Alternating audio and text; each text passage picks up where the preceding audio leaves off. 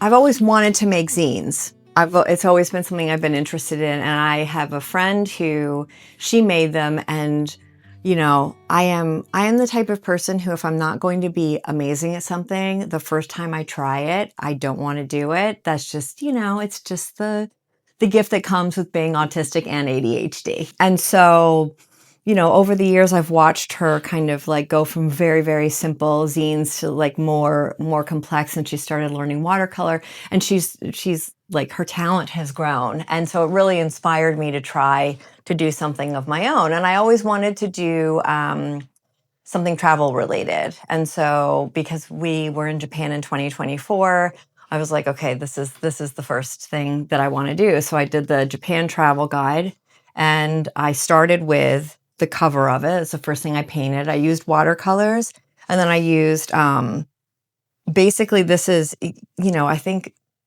Japan, this isn't all the prefectures, but it's cut into kind of sections. It seems like recognized sections, and each one is a different pattern of Japanese, like a Japanese print that I found. This is a little book of things that I would like to see in Japan. So there's, you know, cats, sort of food, other animals, weird museums, and most of these, I kind of meant to put like the little dollar signs, but a lot of these are under 10 or 5 US dollars. They're really, you know, they're strange little things, but things that I would be interested in going to see. And then sports, you know, if you're into cycling, if you're into baseball, and then my true love, which is trains, a little bit about like some of the museums that you can go to. And then some of the best views.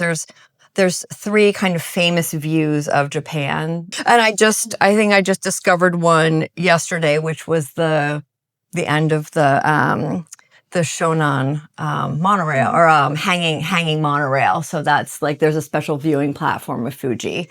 So yeah, I designed this, and Victoria and Ushka have been kind enough to put them in the little free library. So hopefully some people have gotten some enjoyment out of them. Staying at her new place, the Neko Nook. So good. I mean, I love trains, and I literally am in the room that has just the trains going past. And then this was supposed to be one zine, and it turned into 2 because I had so many, which was the mascots of Japan, which has its own little mascot that I made out of the Japanese word for Japan, and then created a little mascot to talk you through the mascots. Yes, it's a little meta. And so I remember landing at the airport last time, and just like the quarantine mascot, the customs mascot, the immigration mascot, and it was just like all these mascots right away. My husband helped me do the research and write a little bit about each one of them. And there is a little explanation at the beginning, you know, the idea of everything, you know, having a spirit to it. And we were just saying that's something that I really have learned from watching your videos is like, I'm somebody who I'm a thrift shopper. Like I tend to not buy unless it needs to be bought new. I tend not to buy it new. You know, I do whatever I can, but like really understanding as well the sort of Shinto thought behind it. It made me, like I was saying, it made me understand KonMari a little bit better as well. It's like, you know, it's not just thanking my socks or apologizing to them when I actually do fold them up in the way that she told us not to. It's, you know, it's making sure that I'm caring for the things that I have, and when they don't have use to me anymore, making sure I find someone else that they have use to. Yeah. Thank you. And where are these available? Well, I will. I'll send you a link later for people who want them sent to them. But I think in the little free library here and at Neko Neko Pippin's Inn / Neko Neko Nook. Yeah. I will link in the description. Yeah. Thanks for coming. Thank you.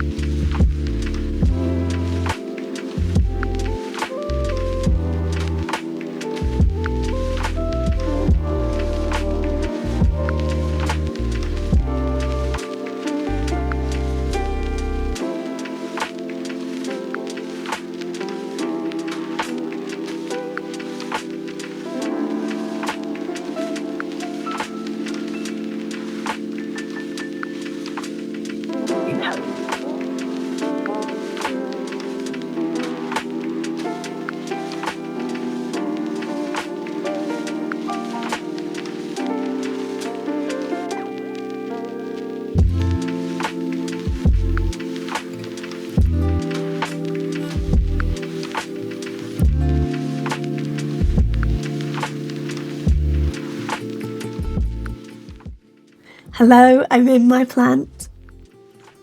I don't know why I chose to shoot here today, but here I am. I just wanted to show you what I got from the bookshop this week. I got this amazing Sashiko card deck. So I'm going to open it now, then you can see what's inside.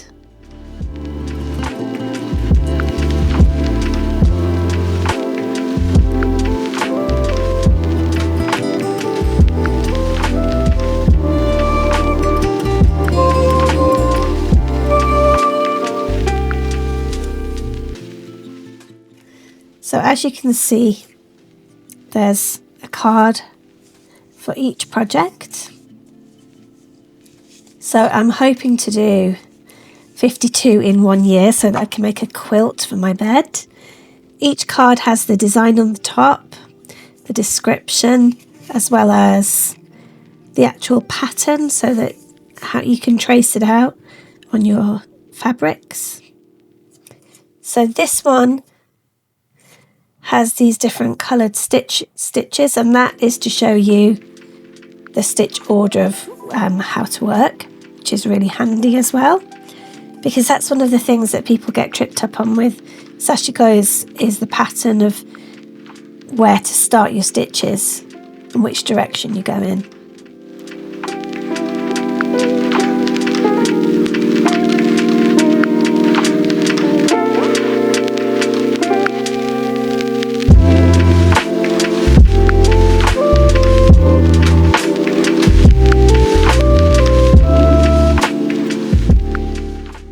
I also picked up this book that I've been looking at for a long time.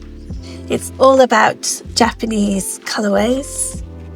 So there's so much inspiration in here for quilters, for sewists, for textile designers, and I love this bit at the back, which is you can cut these tabs out and you can use them for reference, or you can put them in your sketchbook, that kind of thing, and make your own colourways, which is really cool.